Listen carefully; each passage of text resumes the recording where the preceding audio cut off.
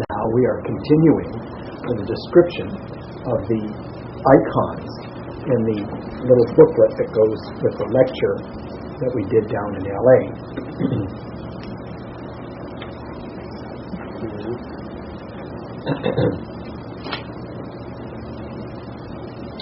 In the center, colored, is the Egyptian 18th dynasty. That's the period of Akhenaten. The circle is the glyph for Hari, and it's on the hawk or eagle, who is his vahana or asana. In Egyptologists, vehicle or seat. Yes, and the Egyptologists would call the hawk or a lion the determinative, hieroglyphic determinative for this deity. Deities had symbols which appeared next to their names or other symbols which conclusively identified them as a specific deity. So every time you see the hawk or eagle determinative next to a so-called known god deity name in Egypt, it actually means that that so-called god is a form of Hari. Now, the 18th dynasty colored icon here, the rest of the page, all of those are seals from Judah or Israel. And the one in the center shows both the cherub or sphinx, the winged uraeus or cobra, and the winged disc, all of which are official emblems of the deity of Israel and Judah. All of these symbols on this page, besides the 18th dynasty, are from Israel and Judah. So the significance of this is profound. The little green-colored squiggle on the one side is also a palm, which identifies, and the band at the below of the palm identifies Jejaneter or Jagannath, worshipped as the deity of the palm, who is Baal or Yahoo, worshipped in Jericho in ancient time. The palm became also a symbol of the city of Jerusalem and then a symbol of the entire nation of Israel. So these seals conclusively identify the deity of Israel or Judah, the Davidic deity of united Jewish kingdom under David and Solomon, with the Egyptian forms of Hari or Asur, Vasudeva, Osiris.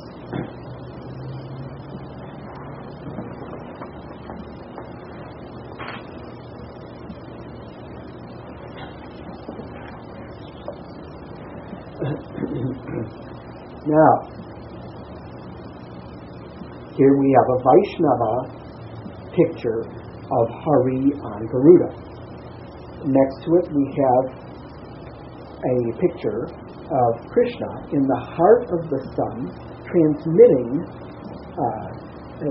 the divine revelation of himself, Veda, to the solar presiding so-called demigod of the sun.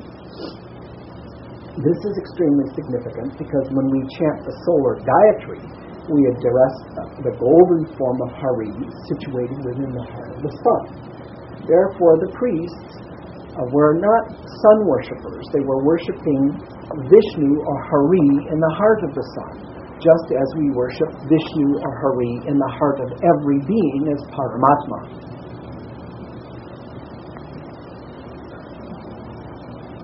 So, this is one of our many connections of Hari to Surya, sometimes called Surya Narayana. Also, we have to understand that Sura is a dialectical form of Hari itself.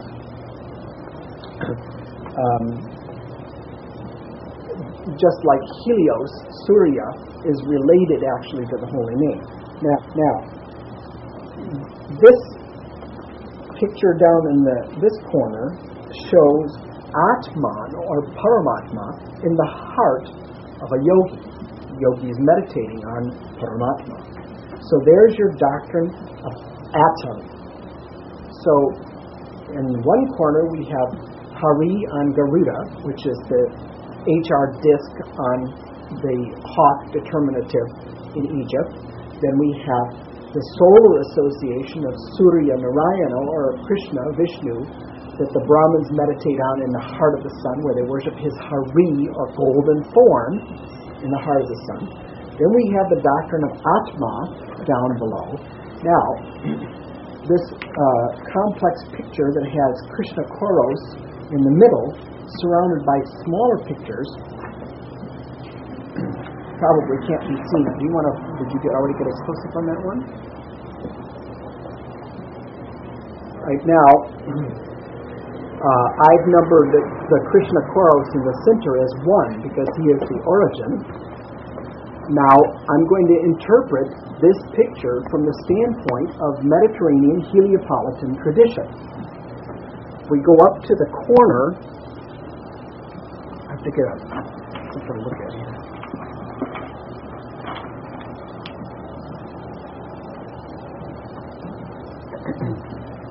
If we go to the next corner, I think I have a number 2. Do I have a number 2 on there, Bryn? Mm-hmm. Okay. At number 2, excuse me, we have the lion-headed, what art historians in the Mediterranean call the Leontocephalus, or lion-headed form of the Lord. He's the wrathful form of the Lord is time. He's called by the Romans Jupiter Saturnus, by the Greeks Zeus Kronos, by the Zoroastrians and the Mithraics he's called Zervan, and by the Meroic African pharaohs of South Egypt he was called Apadanic, and he's a form of Horus as Aten or Amen, many lion-headed forms of the Lord, including the Vamana-related form of Bes, have been found in Egypt. Now, the one next to it is Vamana. And Vamana, the dwarf form, or the tiny form of Krishna, is confounded with the Bes form in Egypt. In the late Roman period, Vamana appears as a dwarf or as a midget, a very small, very diminutive human person. And he is called Hyperion, also by the Greeks. And Hyperion is Uparayana, a name of Vamana is Trivikram, which is the solar Vamana, who takes 3 steps and strides over the universe and out of the universe in 3 steps. That is Hyperion, or Uparayana, a name of, and it's related to Helios. These are all Heliopolitan connections. There was the Atom picture. It's right here, maybe. There. So I thought it'd be neat to show them that, because you're comparing that one. Oh yeah. See, okay, here we have these 2. This is crackle. Here we have these. You put them next to each other, and if you don't know, you don't see a relation or connection. Basically, here it is, the ancient Egyptian Aten, what they call Aten religion, symbolizing God. And then basically what it is symbolizing is we have the Lord here on his vehicle, his eagle, which is always there. We have golden form of Hari in the heart of the sun. The sun, which is in the circle there. And I guess the Garuda and the eagle isn't directly on there, though. It's that other page we were just looking at, was the Garuda ones. Okay, so there goes my whole thesis. No, just joking. So basically it's the same thing. It's just, and this is like, what do they call this? It's like shorthand. They say the Aten icon. They just call that the Aten. But this kind of, instead of doing a detailed art like that, and then instead I call it iconographic shorthand. Instead of fully fleshing out the icon, they reduce it to a symbol. Yeah. Like the circle on the wings, our full developed form of that is Krishna on the river. See? right there is Krishna and Garuda.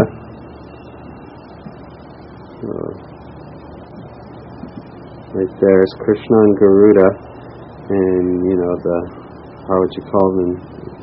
Direct artistic style, where you can see the eagle and Krishna on his back reaching down to the devotee. Well, they would say fully anthropomorphic and theomorphic, meaning the animal form. Mm-hmm. It's the morphos is body. It's fully fleshed out in the body. Mm-hmm. Whereas in Egyptian and in Jewish iconography, it's often reduced to a very simple symbol. Right there, and then that circle symbol, which is the hieroglyphic for H-R, Hari. That's Krishna right there, and there's Garuda, the eagle. And you'll notice, if you try and look at any Egyptian stuff, you'll notice the eagle with the circle on his head. And then here we have the instead of a whole hawk or eagle, we just have the wings with the circle. Okay. Now back to the Das Avatar picture that we're looking at. So we have the Mishrina form in the Heliopolitan tradition. We have the Vamana form, which later in this booklet there's an icon of Asclepius, which has the late Roman dwarf Vamana next to it. Then there's the Cadmus, the Murti of Parashuram is next. Well, the other major symbol of Minoan civilization is the double-bitted axe, and it's related to the story of Cadmus. Cadmus, who is associated with the death of the Spartoi, and there were 5 left who were installed as the anointed kings of the sacred cities of the West. Well, the Spartoi are Naga dynasts. They wore a tattoo of Anantashesha-Naga on their bodies, and they were related to the Yadus, the Hebrews, Israelites, and the tribe of Judah. And the Erecteds of Uruk or Dvorka in ancient Babylon and Chaldea. Now, the city of Erech or Warka or Dvorka was definitely a capital of Ananta Balaram worship. Now, we know that the Spartoi, who were related to the Jews, they were the arch-Helios worshippers of the mainland Greeks. And the story that connects the 5 surviving Spartoi absolutely is connected to the story of Parashuram. So Cadmus, in the Heliopolitan tradition, who is associated with the entire civilization of Europe and Africa, Cadmus is related to Parashuram. And the word Cadmus has been associated with the Hebrew word Kadesh, meaning holy. And this is a fascinating element. The word holy in Hebrew, which they think Cadmus is related to, Kadesh, has the derivative or associative meaning in Hebrew of being from the east. So Cadmus was from the east, and what did Parshuram do? He drove the Kshatriyas, who were ancestors of Krishna, the Naga dynasts. The Yadus, the ancestors of Krishna that wore the Naga tattoos. He drove them out of India, but he didn't kill all of them. 5 of them surrendered to him, and in the story of Cadmus, 5 surrender and become the sacred anointed kings of 5 sacred cities in the Western world who worshipped Krishna, who were Krishna-centric Yadus, Yadu worshippers. So now we go to the next picture. We see Sita Ram. There's definite connection, both with the religion of Kush and Ethiopia, and the worship of Sita Ram, Hanuman, Lakshman, which comes into the southern Ammonite tradition of Thebes in the worship of Amun Ra, Mut, and Khonshu. Now, the other place we find theology and elements of the story of Sita Ram, Hanuman, and Lakshman in the Mediterranean Heliopolitan tradition is in the Eleusinian mysteries of Demeter. Demeter is Da Mata, meaning Mother Earth, Mother who bears us up, who bears us. Mother Earth bears all of us. So I'm going to head out. And okay. You could just keep doing it to the camera. Okay. You want to turn it off or have me do it and come back or something? It's up to you. I don't know when it's going to run out. Maybe we should rest. Yeah, you should rest. That's a good idea. We'll just finish with Da Mata, who is Mother Demeter. And how we know this, the Eleusinian mysteries have to do with Sita and Ram, is because Mother Earth mourns the kidnap of her daughter and the seasons. The whole thing about Persephone and the kidnap of Shakti or Kore that has Mother Earth mourning carries completely through into the Ramayana tradition, because Sita is the daughter of Mother Earth. And when she's kidnapped by the demon Ravana, then Mother Earth mourns and the whole earth is devastated. So the whole tradition is there. So we'll stop at that point, and then I'll describe the other Das avatars from the Heliopol tradition when we start again. Cool. About the Cadmus. Cadmus is associated with the civilization on Crete. The double axe is associated with Cadmus. Well, of course, the preeminent symbol of Lord Parshuram is the double-bitted axe. So we have a total connection between the story of Cadmus and the story of Parshuram, and we have a connection between the civilization on Crete that is symbolized by the double axe and the story of Parshuram, whose symbol is the double axe. So that's important, because Very it's important. not just a similar myth, or how they'll call it mythology. It actually has the same symbology, Right.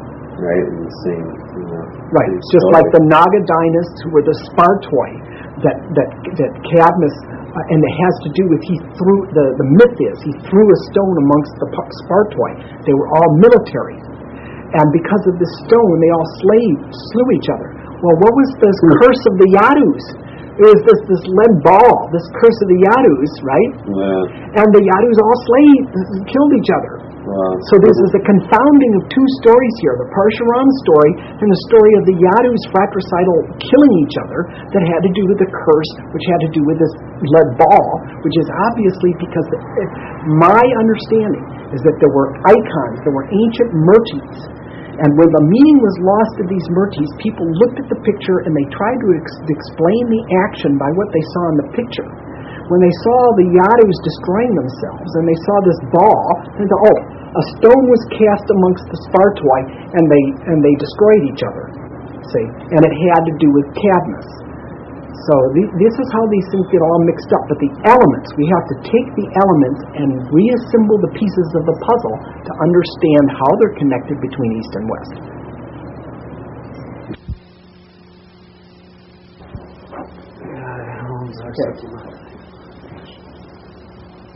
It says here, all others Israel or Judah.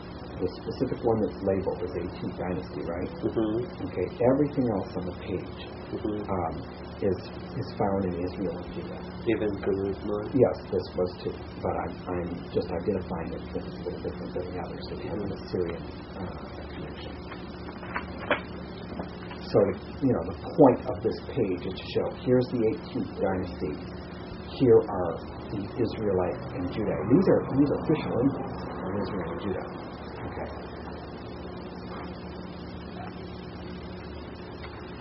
We went over this one. The expanded thing I've given you is the explanation of every one of the Das avatars.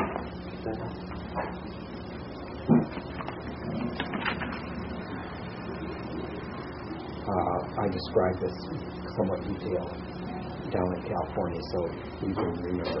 This picture is clarified because the club lotus and disc are kind of obscure in this picture here. This picture is given to show the Heliosphenians Narayana connection, which is a Garbhodaksha Vishnu connected to this Umphalos is the navel of the universe, the doctrine of the navel of the universe associated with Delphic Helios. Delpha is Garbha in Sanskrit. So the doctrine of Garbhodaksha Vishnu. She was just by herself in the room. I know, looking at the goose. No, crying on the bed.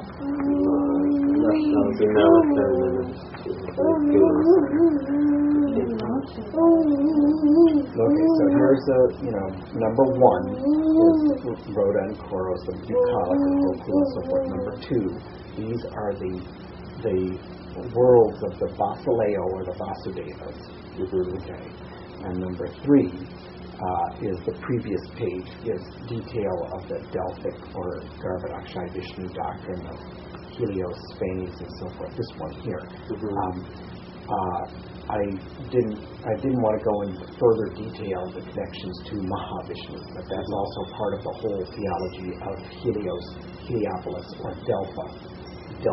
So they're connected. So.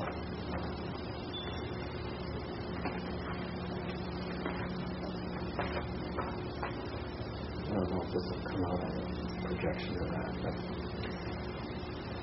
this Rodon is found in the temple of Isis in Philae in Egypt. This, of course, is Vaishnava. B is Vaishnava. E is Egyptian. I is Israel. J is Judah. The reason why I don't say Jewish is because Jewish is a very late term. Okay. Back at this time, there were two different kingdoms. One was Israel, one was Judah. Okay. So sometimes when you find things in Israel today, depending on when they're from, they might be from a kingdom of Israel or a kingdom of Judah or a combined kingdom, because Israel and Judah were ruled as one under David and Solomon. Okay. So that's why I use IJ. Now these are all symbols, all things that have been found in the archaeological sources of Israel and Judah. All of these motifs, except for a few in this book, a few in the paper, are from the gods, goddesses, and images that God made in Israel, which I'll give you the contact information, the bibliography stuff. Okay. These are just drawings based on typical Helios Phanes motifs that are not very common, but definitely found throughout Egypt from the Neapolitan period all the way through the Amarna period and so forth. They're found lots of different places. And they're definitely connected to these seals in Egypt. This one here is on the, you want to, CF means compare, so later in the thing I've got the back thrown and it's hay, and you can see it's exactly the same thing. So this is a Rodon from Philae. These are from the gods, goddesses, and images of God in the section on the rosette or Rodon as the state seal of Judah at the time of Josiah. Flash, love you. Love you. You want up? Take your hat. You want up? Up is good, huh? Way up. Way up. Where's your belly button? Where's your belly button?